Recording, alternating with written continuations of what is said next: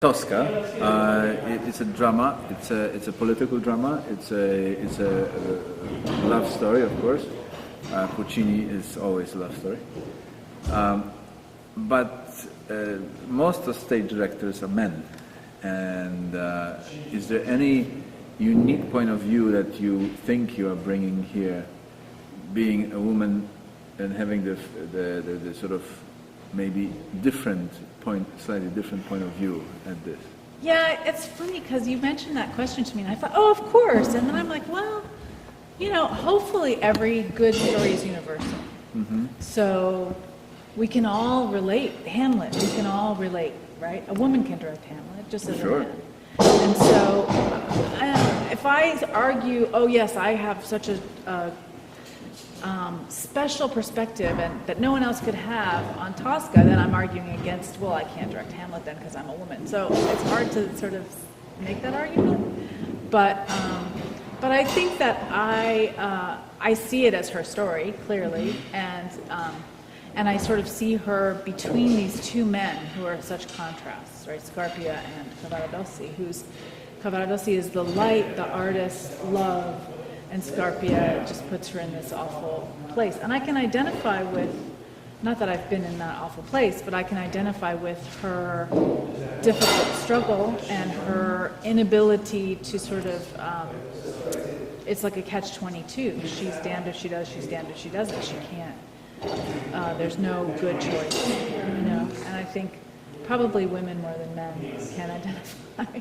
Yeah, with that. I think you're right. I think you're right. And interesting enough, what you said is that when I think that there is a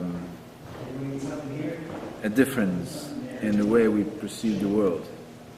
And from my experience, I have to say that men are, driven, if you wish. And I think very often this particular play would be staged from the political point of view, historical, right? And I think you just highlighted the woman perspective because you just spoke about Tosca. Yeah. That's true, yeah. And I think, the political is important, and it's relative in a way to where we are now. The world is, changing in ways that seems unpredictable. Mm-hmm. People in power are tending to abuse the power, which isn't good. So it's relevant. But nothing changes over the ages, I suppose. Right. It's all the same. But I always look at it as humans too. Like, who are these people? So somebody, I don't remember if it was you or somebody else who mentioned, oh, Tosca's always staged as this sort of classic diva, and I never have seen her that way. Mm-hmm. I've always seen her, it never even occurred to me, really, that she would be sort of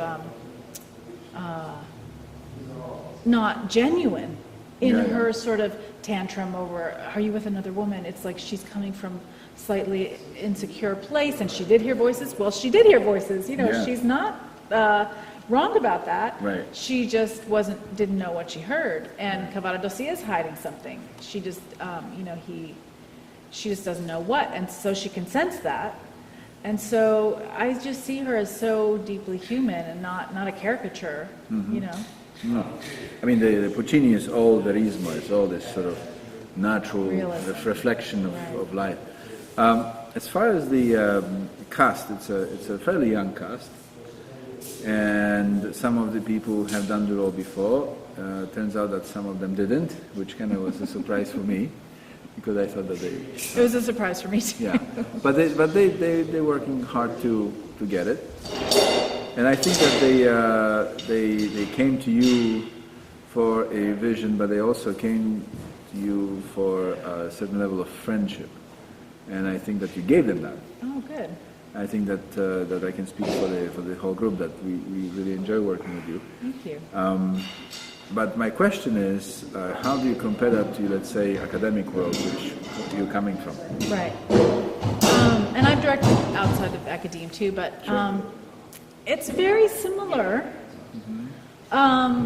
But I approach them, their peers, as opposed to my students who, the director is always in a position of authority in some regard. Mm-hmm.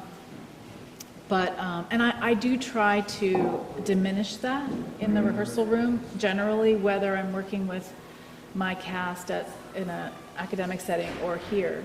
Because my mantra is nobody has a monopoly on good ideas, especially the director. Uh-huh. So you kind of What was your impression, what was the most interesting thing working with this cast, and perhaps what was the biggest difficulty in working with this particular group of people?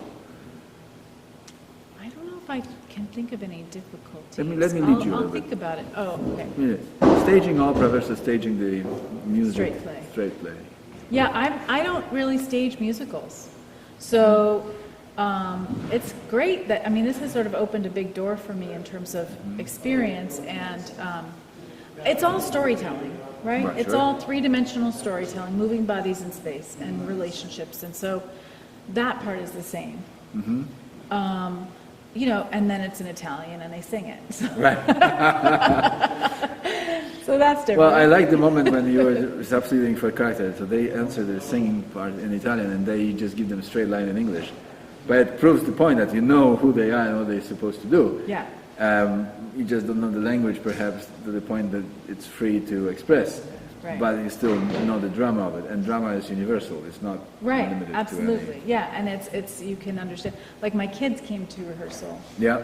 and my son said something about, oh, they're singing in another language, and I said, yes, they're singing in Italian. He's 7, and he said, well, but you can still understand it, Right. you know. And I was like, yeah, you know, you can. It's universal, but.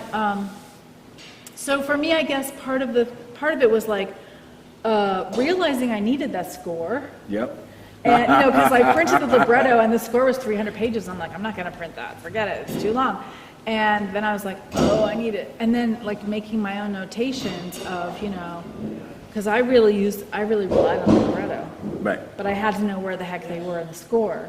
Right. So I had to mark in the libretto, like, one page on the libretto is 20 pages of score. That's you know? right. So I was like, oh, this is page. Something like that. But so that I could have both books open and communicate with my pianist in rehearsal and my cast and still know kind of where I needed to be in the, you know, and following along. And I just need to learn how to read musical faster than I do right now. And then I can use the score. But yeah, it's been a huge learning curve, but it's been really fun.